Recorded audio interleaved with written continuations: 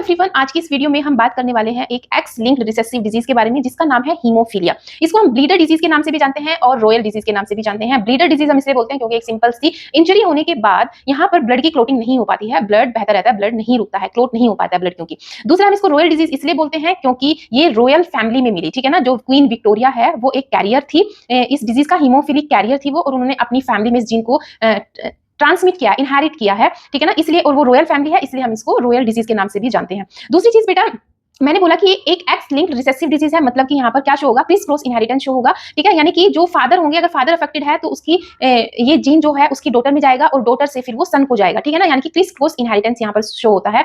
दूसरी चीज मैं बोल रही हूँ कि इस डिजीज में जो ब्लड है वो क्लोट नहीं हो पाता, ब्लड की क्लोटिंग नहीं होती है। तो ऐसा क्या हुआ है कि यहाँ पर ब्लड की क्लोटिंग नहीं हो पा रही है। जैसे कि आप जानते हैं ब्लड क्लोटिंग में हमारे 13 फैक्टर्स इन्वॉल्व होते हैं, 13 ब्लड क्लोटिंग फैक्टर्स होते हैं जिनकी मदद से ब्लड की क्लोटिंग होती है, ठीक है ना। तो यहाँ पर इस डिजीज, जिनको ये डिजीज होती है, जो बंदे हीमोफिलिक होते हैं, हीमोफीलिया से अफेक्टेड होते हैं, तो उनके अंदर जो ब्लड क्लोटिंग फैक्टर 8 और ब्लड क्लोटिंग फैक्टर 9 होता है, उसकी कमी हो जाती है, ठीक है ना। यानी कि हुआ क्या है, ये एक जेनेटिक डिसऑर्डर है, मतलब कि जो ब्लड क्लोटिंग फैक्टर 8 को बनाने वाली जो जीन होगी उसमें म्यूटेशन हो गया है, और ब्लड क्लोटिंग फैक्टर 9 को बनाने वाली जीन जो होगी उसमें म्यूटेशन हो गया है, जिसकी वजह से क्लोटिंग फैक्टर 8 नहीं बन रहा है और ब्लड क्लोटिंग फैक्टर 9 नहीं बन रहा है। जिन हीमोफिलिक बंदे, दो टाइप का हीमोफीलिया होता है, हीमोफीलिया ए और हीमोफीलिया बी। अगर फैक्टर 8 एब्सेंट है तो हीमोफीलिया ए बोलते हैं, अगर क्लोटिंग फैक्टर 9 एब्सेंट है तो हीमोफीलिया बी बोलते हैं।